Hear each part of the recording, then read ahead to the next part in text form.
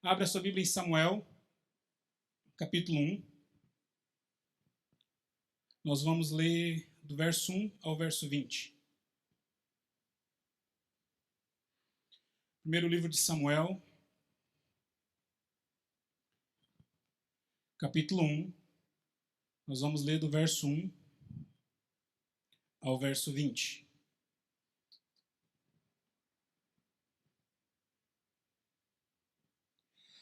Havia certo homem, Ramatim, sufita, dos montes de Efraim, chamado Eucana, filho de Jeroão, neto de Eliú e bisneto de Tou, filho eframita de Sufi. Ele tinha duas mulheres, uma se chamava Ana e a outra Penina.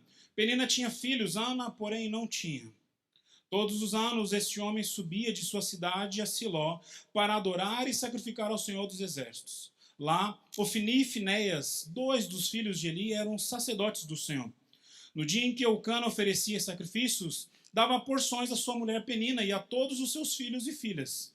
Mas a Ana dava uma porção dupla porque amava, apesar do Senhor tê-la deixado estéril.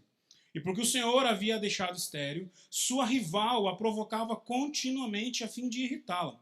Isso acontecia ano após ano. Sempre que Ana subia à casa do Senhor, sua rival a provocava e ela chorava e não comia. Eucana, seu marido, lhe perguntava: Ana, por que você está chorando? Por que você não come? Por que você está triste? Será que eu não sou melhor para você do que 10 filhos? Certa vez, quando terminou de comer e beber em Siló, estando o sacerdote ali sentado numa cadeira, junto à entrada do santuário do Senhor, Ana se levantou e, com a alma amargurada, chorou muito e orou ao Senhor. E fez um voto dizendo: Senhor dos exércitos, se tu deres atenção à humilhação da tua serva, se te lembrares de mim e não te esqueceres da tua serva, mas lhe deres um filho, então eu dedicarei ao Senhor por todos os dias da sua vida, e o seu cabelo e a sua barba jamais serão cortados. Enquanto ela continuava a orar diante do Senhor, Eli observava sua boca.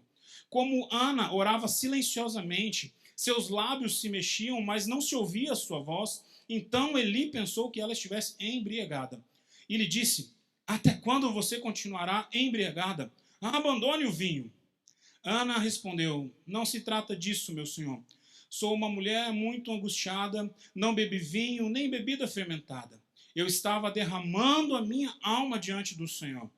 Não julgues a tua serva como uma mulher qualquer. Estou orando aqui até agora por causa da minha grande angústia e tristeza. Ele então respondeu: Vá em paz e que o Deus de Israel conceda a você o que você pediu. E ela disse: Espero que sejas benevolente para com a tua serva. Ela então seguiu o seu caminho, comeu, e o seu rosto já não estava mais abatido. Na manhã seguinte, eles voltaram e se levantaram Na manhã seguinte, eles se levantaram e adoraram ao Senhor, então voltaram para casa em Ramá. Eucana teve relações com a sua mulher Ana, e o Senhor se lembrou dela. Assim Ana engravidou e no devido tempo deu à luz a um filho, e deu o nome a ele de Samuel, dizendo: Eu pedi ao Senhor. Texto um pouco longo, mas para você compreender toda a história era importante a gente ler tudo isso. É interessante essa mulher orar, estar debruçada diante do Senhor, buscando a presença dele para que Deus lhe desse um filho. E é interessante porque essa semana eu tive o trabalho de pesquisar algumas coisas sobre gravidez, porque eu não tenho experiência de ficar grávido, né? Eu não sei como é que é o corpo da mulher, como é que muda durante esse período. Mas eu achei alguns fatos interessantes sobre gravidez, porque eu queria saber por que aquela mulher estava orando, se ela tinha noção da oração dela. Primeiro fato que eu achei interessante é que o útero da mulher ele aumenta 500 vezes. Seu útero, minha irmã, normalmente é do tamanho de uma laranja, ele fica do tamanho de uma melancia. E não é uma expansão qualquer, porque você tem órgãos dentro de você e isso tudo precisa ficar se ajeitando ali dentro. Por isso que normalmente a mulher sofre durante esse período. Literalmente está um mundo se criando dentro de você. Segundo fato sobre gravidez que eu anotei é que existe uma fome que é insaciável. Eu não sei qual foi os desejos que você teve durante a gravidez. Na minha casa, por exemplo, a Dani está aqui hoje, vai contar essa história junto comigo, mas na gravidez do Theo, nós morávamos numa cidade muito pequena, E nas cidades pequenas do interior do Rio Grande do Sul, tudo fecha depois do meio-dia. É natural isso. Né? E se fecha depois do meio-dia, imagina no final do dia. 6 horas da noite, está tudo fechado. Daí, quando deu umas 11h30 da noite, a Dani inventou que ela queria tomar um suco de caju. E aí saiu o pastor Rodrigo, tendo que correr atrás da cidade que não tinha um lugar aberto, porque eu fiquei com medo do Theo nascer com cara de caju. Não era isso que eu queria para o meu filho. Mas a mulher tem uma fome insaciável. É interessante, na gravidez do Kalel, por exemplo, a Dani não come carne vermelha, mas na gravidez do Kalel ela tinha desejo para ir na churrascaria. Foi o melhor momento do nosso relacionamento, eu acho. Porque eu, viciado em churrasco que sou, todo domingo ela queria comer churrasco. Na gravidez mexe, a mulher sente uma fome insaciável, justamente porque ela está gerando uma nova vida. Precisa de novos nutrientes, novas proteínas. Terceira ideia que eu quero falar sobre gravidez é porque você ganha peso. Não tem como.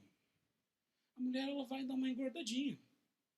Mas é o momento mais lindo da mulher. É o momento do ápice da feminilidade. E mesmo assim ela ganha um peso. Quarta ideia que eu separei, que talvez você lembre bem, você que foi mãe, seus pés incham. Fica do tamanho de um pão de forma. Nenhum calçado mais cabe no seu pé. Você começa a ficar brava por causa disso. Quinto fato que eu queria que você guardasse, que meu tempo está indo aqui, mas que talvez você não perceba, mas um órgão se forma em você só por causa da sua gravidez. A placenta. Ele se forma só para gerar a vida ali. E todos esses fatos que eu contei, os bons e os ruins, é só para lembrar você a beleza de você ser mãe. Porque você tem uma oportunidade que mais ninguém tem no mundo. Deus usa a sua vida para gerar uma nova vida. Os médicos conseguem explicar como funciona o processo logístico desse momento. Mas eles não conseguem explicar como de dentro da barriga da mulher a vida é gerada. Não tem nenhum ser ali. Não tem nada ali dentro de você a não ser os seus órgãos e daqui a pouco tem um bebê ali dentro. Tem algo que vai ser manifestado pela graça de Deus. E era por isso que Ana orava.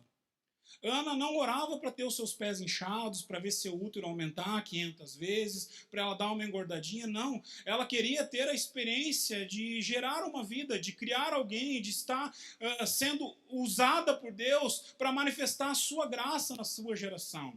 E um contexto bem rápido para você entender a respeito dessa mulher. Toda mulher nos dias de Israel que não tinha filhos, ela era uma mulher amaldiçoada pelo Senhor. Porque Deus manda lá em Adão e Eva que o homem case e que ele procrie, que ele tenha filhos. Então toda mulher, quando casada, que não tinha filhos, o povo na sua geração, as pessoas na sua geração, ela na sua mente, ela entendia que o Senhor estava pesando a mão dele sobre ela. Ana se sentia triste por causa disso.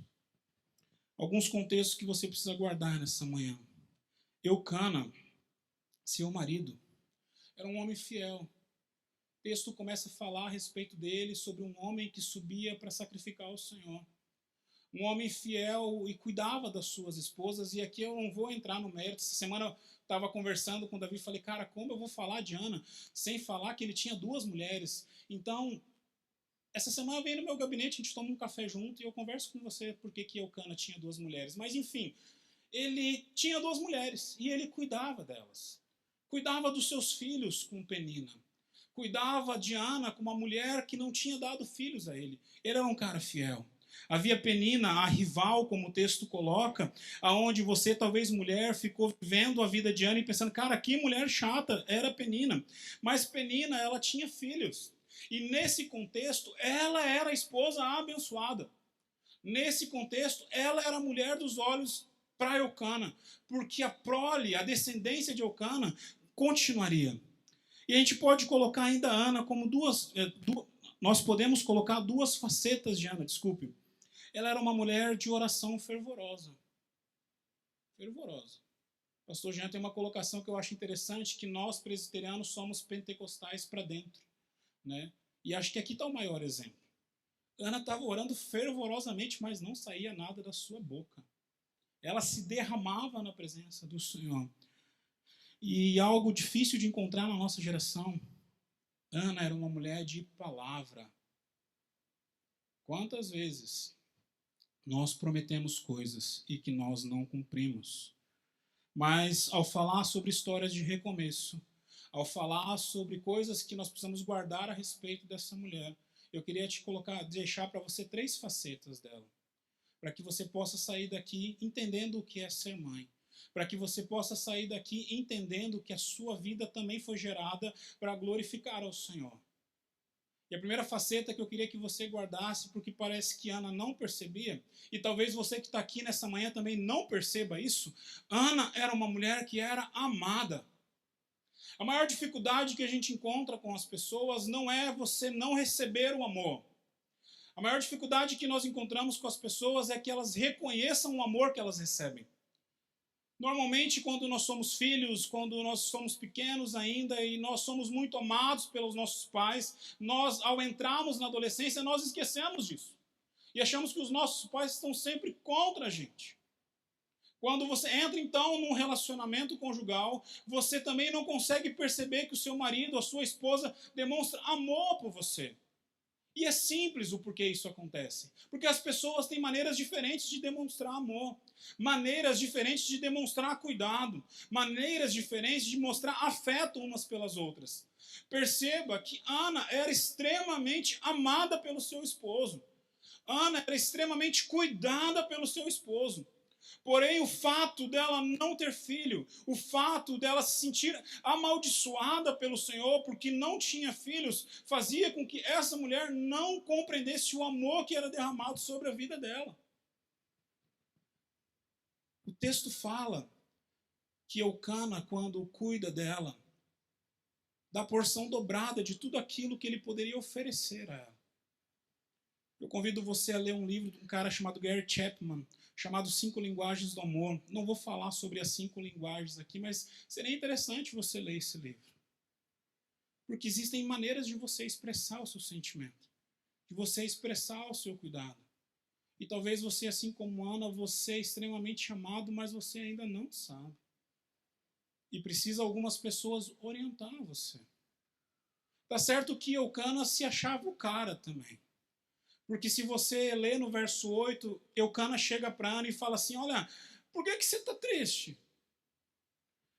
Por que você não come? Não sou eu melhor para você do que muitos filhos? Esse cara devia se achar um pouco, né? Porque eu sei o espaço que eu tenho no coração da minha mulher. Mas eu sei que os meus filhos têm um espaço bem maior no coração dela. Se for brigar, é os filhos que ela vai defender. Eu estou ali em segundo lugar. Eucana achava que ele era o cara. Porque ele amava aquela mulher. Eu gosto muito de perceber os relacionamentos conjugais nas Escrituras. Porque o relacionamento conjugal na Escritura, ele representa a nossa relação com Cristo Jesus. No Novo Testamento, nós somos chamados de noiva de Cristo. Aliás, o apóstolo Paulo, quando ele vai falar do relacionamento conjugal, ele fala que nós, homens, devemos amar as nossas mulheres da mesma maneira que Cristo amou a igreja. E quando eu olho para a vida de Eucana, apesar dele se achar o cara, ele amava e cuidava Ana. Porém, Ana não percebia esse cuidado. Segunda faceta que eu queria que você guardasse nessa manhã, com A também, para ficar mais fácil e pedagógico para você guardar, é que Ana, ela era amargurada. Amargurada.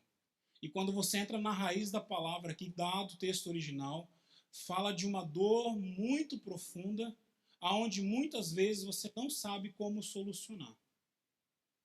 Algo que talvez na nossa geração nós poderíamos falar sobre depressão. Algo que consome o seu coração, consome a sua vida, consome a sua mente, a sua existência, a ponto que você não consegue perceber as outras coisas à sua volta e você simplesmente foca naquele problema.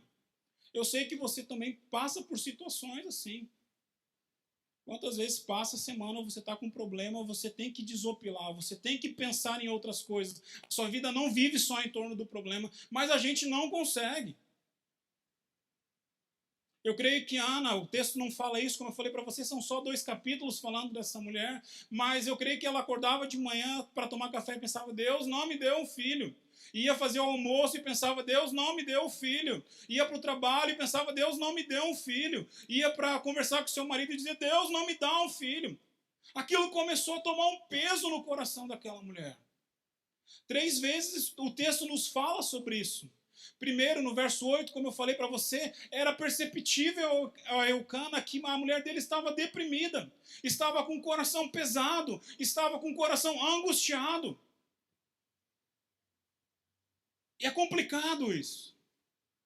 Você perceber as pessoas que você ama e não saber como auxiliá-las no processo. A depressão de Ana era tão grande, era tão pesada, a amargura dela estava tão arraigada no seu coração, que o autor do texto, lá no verso 10, ele fala sobre essa amargura. Porque quando ele vai retratar a ida de Ana em oração, antes dele retratar a oração de Ana, ele fala, então Ana sai dali, e porque ela estava muito amargurada, ela vai orar ao Senhor. Ana sabia que ela estava em depressão. Porque no verso 15 ela fala assim: eu sou uma mulher muito angustiada, muito amargurada, muito depressiva, estou com uma tristeza muito grande no meu coração. Como é complicado, meu irmão. Como é difícil lidar com o nosso coração. Como é difícil lidar com a nossa mente. Porque são problemas que nós muitas vezes não conseguimos solucionar.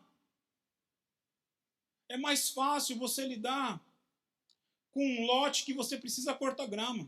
Porque você sabe que é só cortar e a grama para, depois cresce e você corta de novo.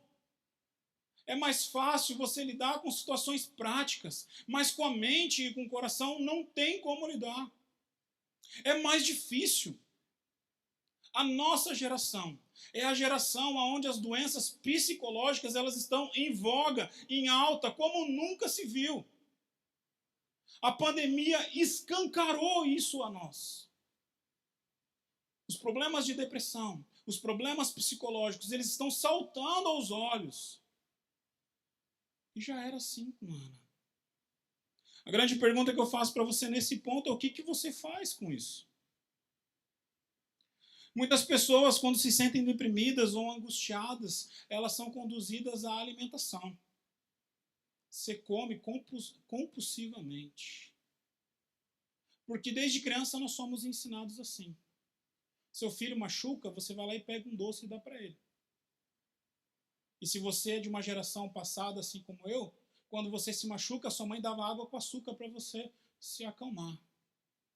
E daí você cresce e você começa a viver os seus problemas, começa a entrar nessas angústias, começa a entrar nessas amarguras, você desconta na comida, você desconta no doce. Algumas pessoas acham que elas podem descontar ou aliviar a sua alma nas atividades físicas. E daí, se você está cansado, angustiado, e aqui eu não estou falando nada contra, viu, gente? Eu sei que eu não sou um fiel praticante, você vê pela minha forma aqui, mas faz atividade física. Só não usa isso para aliviar as suas tensões.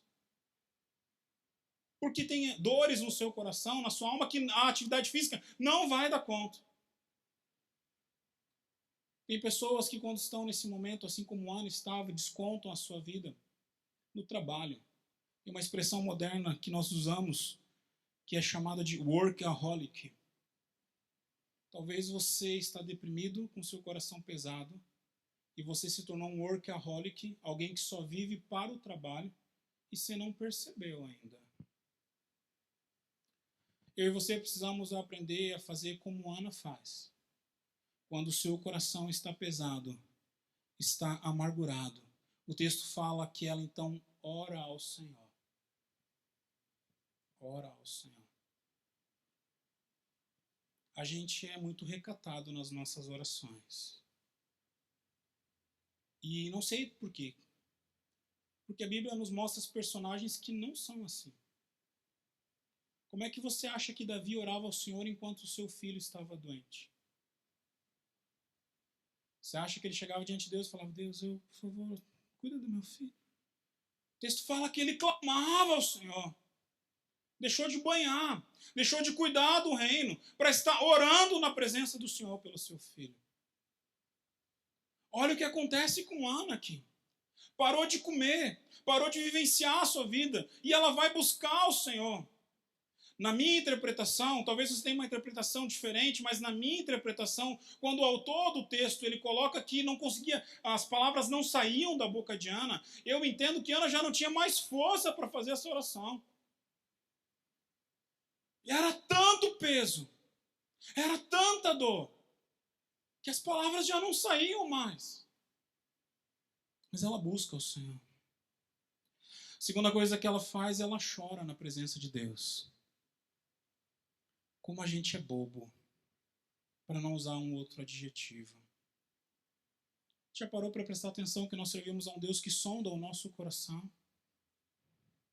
Já parou para prestar atenção que nós servimos a um Deus que a palavra nem saiu da nossa boca e Ele já conhece toda ela? E a gente quer orar e ainda tentar ludibriar o Senhor. Talvez nessa manhã seu coração está assim como Ana, onde você quer se debruçar na presença de Deus e simplesmente orar dizendo: Deus, por favor, intervém na minha causa. Chorar faz parte de um processo de cura no nosso coração. Terceira ideia que o texto fala ainda sobre a angústia de Ana, ela faz um voto na presença do Senhor. Um voto. Se o Senhor me ouvir, se o Senhor não esquecer, o meu filho será dedicado ao Senhor. Eu não sei se você percebeu a oração de Ana. Vou repetir para você. Se você me ouvir, se o Senhor não me esquecer, o meu filho será dedicado ao Senhor. Ela não queria um filho. E agora ela chega diante de Deus e fala: o meu filho ele não vai ser meu, ele é do Senhor. Ele não vai viver comigo, ele vai viver na presença do Senhor.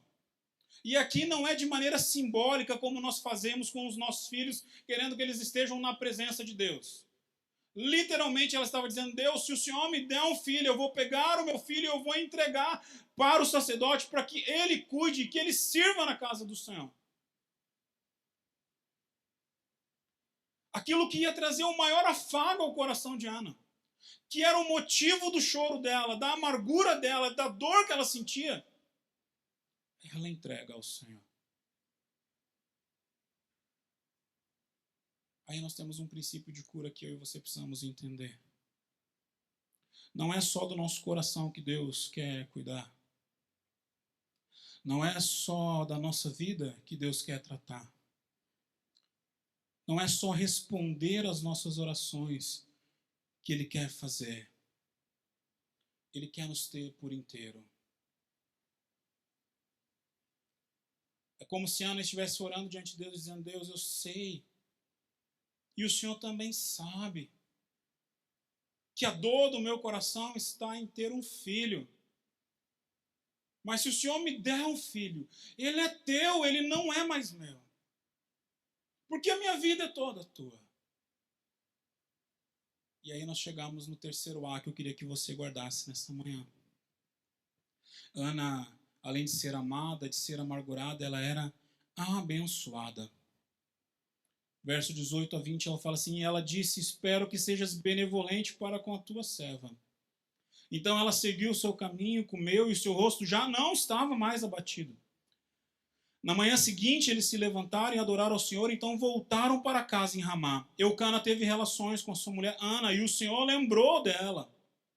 Assim Ana engravidou e no devido tempo deu à luz a um filho. E ela deu o nome de Samuel, porque disse ao Senhor: eu o pedi. Poderia gastar muito tempo aqui nesse pedaço do texto, porque eu acho lindas as expressões que fala que quando ela sai da presença de Eli, o seu rosto já não estava mais abatido. Ela compreendeu o que estava acontecendo na vida dela, que ela não era uma mulher amaldiçoada, que ela não era uma mulher desamparada, mas que o Senhor estava cuidando dela mesmo sem ela ter filhos. É interessante que o texto continua dizendo que ela volta para casa e depois de ter relações com seu marido, o texto fala que o Senhor se lembrou de Ana. Eu não sei como é que você encara isso no seu coração, mas, meu irmão, olha que profundidade. Como pastor, eu tenho a minha agenda muito cheia. É complicado a correria do dia a dia. Mas aqui a gente está falando de Deus, com todo o universo nas suas mãos. E o texto fala que Deus, naquele momento, lembrou de Ana. Isso traz uma esperança tão grande ao meu coração, por saber que Deus também, em alguns momentos, vai parar tudo e lembrar do Rodrigo, vai lembrar da Dani, vai lembrar do Marco Túlio, vai lembrar de você também. Porque Ele está cuidando de nós. Ela segue o caminho, come e já não está mais abatida. Ela adora o Senhor, engravida e vem Samuel, que é a resposta que ela tanto esperava. E o texto continua dizendo que depois Eucana, como sempre foi um homem fiel, sobe para sacrificar ao Senhor. Ana então cumpre o seu propósito, dizendo: depois que o menino for desmamado, eu o levarei e o apresentarei ao Senhor, e ele morará ali para sempre. Ana cumpre o seu propósito. Nós vamos assistir um pequeno vídeo e depois eu quero encerrar a mensagem dessa manhã com uma rápida aplicação para a nossa vida.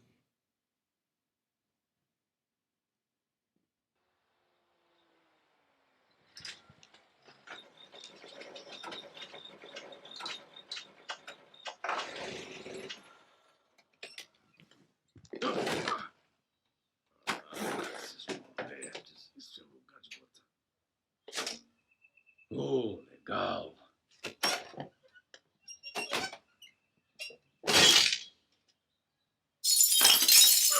Cacilda!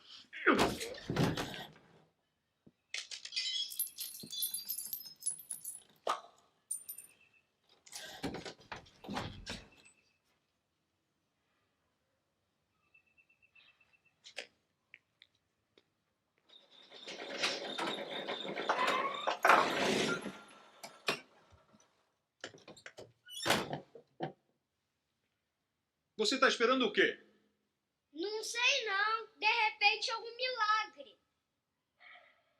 Eu também, guri. Como pai de meninos, sempre cabe a mim assistir os desenhos com os meninos. E eu gosto, assisto porque gosto. E eu achei interessante essa pequena história, porque ela tem tudo a ver com o que eu acabei de falar com você nessa manhã. É óbvio que se fosse uma mãe ali, ia caber muito mais, mas daí é pedir demais para a Pixar fazer um filme para o pastor Rodrigo aplicar aqui no sermão dessa manhã. Olha que interessante. Aquele moleque, ou guri, eu acho que aquele cara era gaúcho, viu, chamando de guri. Né? Depois de ver esse filme é Os Incríveis, só para você saber. Depois de ver o cara fazer tudo aquilo, porque ele é um super-herói e está sendo impedido de ser super-herói, o moleque fica ali esperando, novamente. E eu achei interessante a resposta do moleque. O que você está esperando aí? Eu estou esperando um milagre. Talvez um milagre. É o que Ana esperava também. Ana, quando ela se derrama na presença do Senhor, é como se ela fosse esse menino, dizendo: Deus, eu só quero um milagre na minha vida. Eu só quero que o Senhor interaja na minha história. E você chega aqui nessa manhã e ouve uma história de recomeço como dessa mulher, que Deus dá o filho que ela tanto deseja e depois dá outros filhos a ela também. Uma mulher que se dedica ao Senhor. E talvez você está aqui nem esse garoto nessa manhã. Deus, eu só preciso de um milagre. Eu só preciso que o Senhor intervenha na minha vida. Que o Senhor demonstre o teu amor e o teu cuidado na minha história. E nessa manhã eu queria te deixar, ao sair desse culto, com essa verdade. Nós servimos a um Deus de milagres. Quando Ele toca, interage na minha e na sua vida, não existe impossíveis ao Senhor. Não existe nada que Ele não possa fazer.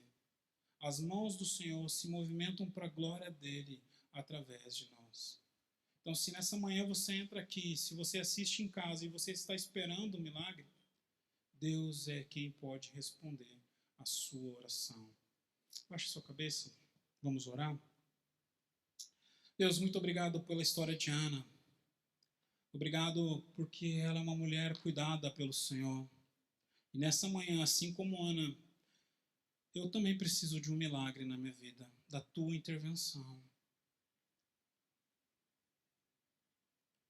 Talvez muitos aqui, Senhor, nessa manhã precisam. E é tão bom saber que a nossa esperança, ela não é vazia. Que nós não servimos a um Deus distante de nós.